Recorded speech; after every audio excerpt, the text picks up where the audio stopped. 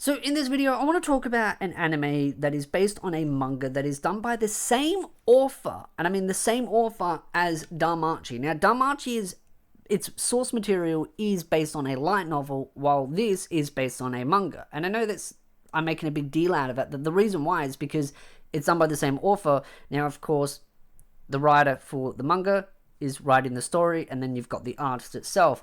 And it just kind of surprised me because it's on the list of animes that I wanted to watch, but I didn't realize until before I actually watched it that it's done by the same author. And I was like, whoa. I was like, that's really cool, because I've been catching up, watching more DanMachi, and with the current anime airing with its season, I saw a comment about it, and so I went and looked at it, and it kind of piqued my interest. So I went and watched it, and straight away within the first episode, you see some interesting things that kind of line up, little lines that kind of show the inspiration from DanMachi to this particular series. And again, I'm not saying these are one-to-one exactly the same, but there are definitely similarities in some of the foundations. Definitely inspirations, like the dungeon, and the levels to it, and the mystery behind it, how it's presented, how the dungeon feels like an organism, and how it's kind of molding, and it eats away at people, and it grows these monsters and stuff. Like, it's really cool how that works, and how there's evil mages that go down there, while in DanMachi there's evil sort of adventurers. So there's a really cool, interesting connection there. But as I stated, there's some foundational stuff that is similar, but there's a lot of differences as well. So don't get it twisted. And I know some people will try and take this as an insult of, oh, you're saying they're just a copy paste. No, that's not what I'm saying. But I definitely think there's some really cool inspirations between the two, and the author's kind of taken some interesting inspirations from their own work and kind of done an interesting kind of spin. And it's funny because I made another video a while ago saying it's like a hibernation of DanMachi and Harry Potter. Now I feel like I'm going to repeat myself and say this is also kind of a bit of a similar thing of like Harry Potter, Hogwarts kind of school thing of mystery and all these hierarchy kind of thing, but a bit different. And then you've got like this dungeon system like DanMachi. But with this is that the main protagonist is a non-magic user that is surrounded by people that use magic. And so there's a lot of people that look down on them. They don't see the potential in them. I really like where the story's going. And then there's the tower, which is very similar to what DanMachi has, just a little bit different. And so I think it's a really cool way that they go about taking some inspirations but creating something unique and different. And the drive that pushes the main protagonist forward is love. And I think that's also really cool as well, because a lot of shonen, power fantasy, adventure kind of stuff is all driven based on just power or getting in the dungeon and stuff, which, to be honest, you could say is the same with DanMachi.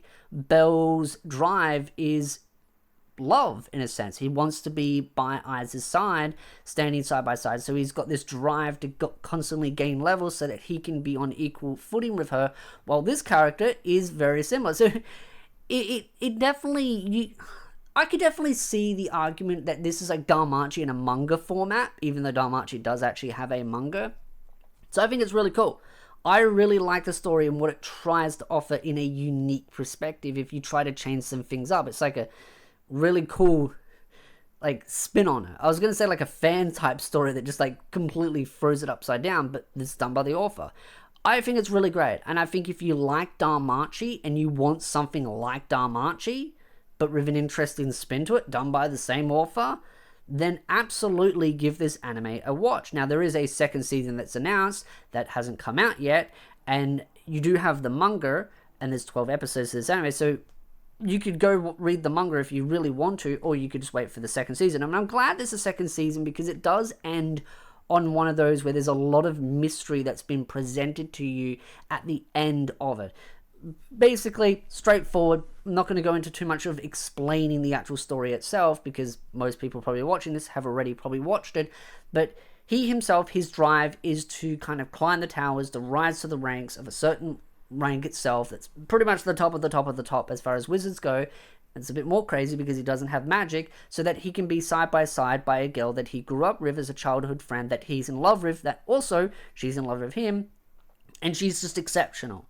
She's an ice user. She's just brilliant at what she does. She's created 12 spells, just super talented, but at the same time, he's got to climb that tower so that he can be by her side, and he goes into the dungeon to get the extra credits because he needs the credits to be able to pass, and he needs that. And then there's also the sort of the school rivalry system and those that look down on him, and the sort of the bully that's actually really a tsundere. I find it funny but also annoying at the same time, because it's just one of those where I'm just like, I kind of wanted, as I was watching, I was like, my god, are these like characters, some of them are just so stupid. And it's really nice because one of the other characters in the story is like pointing that out, particularly certain characters like the ice user that he ends up fighting, that's a different person that's also trying to rise the ranks, that lost in basically a fight with him and then still butthurt later on. And then the fire user who also wants to fight him because he ignores him, because it's just like, dude, you bullied him and then you're shocked that he ignores you. It's like, you're stupid. And it's just funny how some of these characters are, but at the same time, as much as these characters can frustrate you, they are realistic in how some bullies function. A lot of bullies will do that because they want attention, because they're kind of crying out. And so you can definitely see that this fire user that's been bullying him, I think just wants to be his friend, but is irritated that he kind of ignores him because, of course, this guy, as I'll call him, Belle Cronell 2.0, is trying to climb the tower to be with the girl that he's in love with, which is more funny because there's a girl with orange hair that's also in love with him, and it's like, sweetie, you've got no hope. I do think it's interesting that there is a bit of a love sort of thing going on, because there's a roommate also that's kind of in love with him, and I believe the roommate is male, unless there's some illusion magic that maybe they possess and they're just pretending to be something. I don't know.